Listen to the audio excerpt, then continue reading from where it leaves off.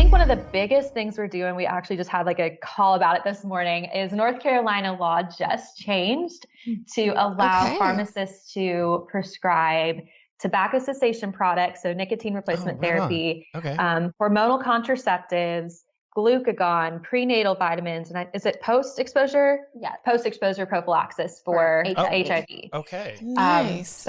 We are heading up those projects. That's big. And I'll let Tory kind of jump in on that since she's been doing a lot with it. Yeah. So we're trying to take these ideas and put them into action.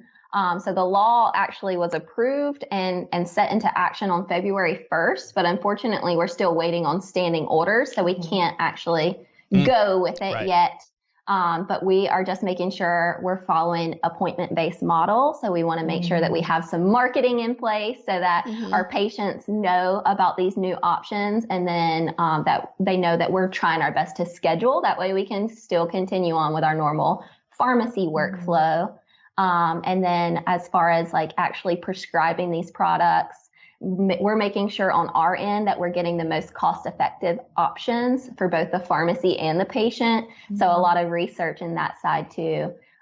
Birth control is definitely the most complicated when it comes to nicotine replacement. There's only a few options. Really? That one is okay. That one's ready to roll out. We're just waiting on that standing order to be signed by the health department. And that one's ready to go. Okay. Yeah. The birth control is taking a little bit more of an eye to it. So I'm coming up with documents, showing them to people, and making sure that we're getting lots and lots of feedback before we roll it out. So we want it to be very easy and seamless, but also very, very professional.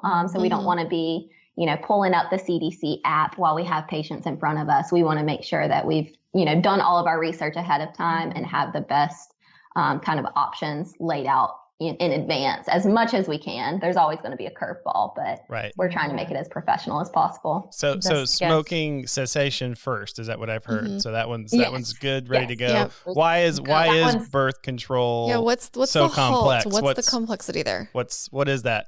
Non-pharmacist, so talk to me like I'm kind of dumb. So the biggest complexity right now is we're waiting on the standing order. So all of these are going into effect based off of a statewide standing order to that the health director is signing basically an order saying the pharmacist, if the patient meets XYZ criteria, then the pharmacist can prescribe these products. And I mean, smoking cessation, that's pretty straightforward. We're doing nicotine replacement products that are over the counter anyway. We're just waiting on the medical director to sign off on that. There are very clear guidelines when it comes to nicotine. With the hormonal contraceptives, there are there's so many different kinds. So you've got your progesterone only pills, and then you've got your combined oral contraceptives.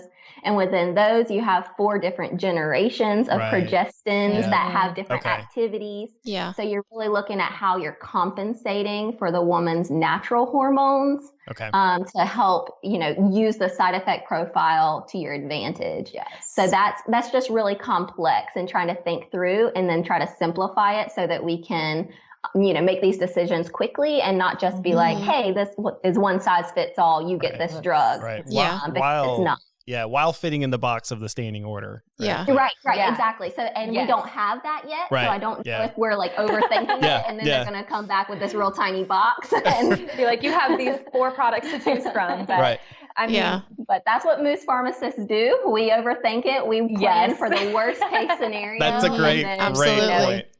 Yeah. We're also very, very good. I think this is just Moose Pharmacy in general. I think we're getting a little off topic here about what we do as a resident, but we're very good at just seeing the new opportunities and just jumping straight in. So a couple months ago, when these monoclonal antibody treatments for COVID-19 were really big and, you couldn't get them anywhere, we were doing them in our parking lot. So we brought patients in. We don't have pharmacy space, like actual physical space in the store where we could separate these COVID positive patients from maybe the patients who are very high risk and obviously are not COVID positive at that time. So we were doing these injections and these treatments in our parking lot, in patients' cars, bringing them all in. that was an adventure. Basically, we just jumped right on it, and we saw a new opportunity and we jumped. We're doing the same thing with the Evishield, so that prophylaxis, that prevention and antibody, monoclonal antibody for patients who are very, very high risk and immunocompromised, antibody testing, antigen testing, PCR. So triplicate. We've now added flu to our lineup. We've done that. We've done, I feel like if something is new, we just jump in on it, and the residents are the ones who have to figure it out. Yeah. So we figure out, do the research behind it. Like, which test are we doing? Which one has the specificity and sensitivity and all of that.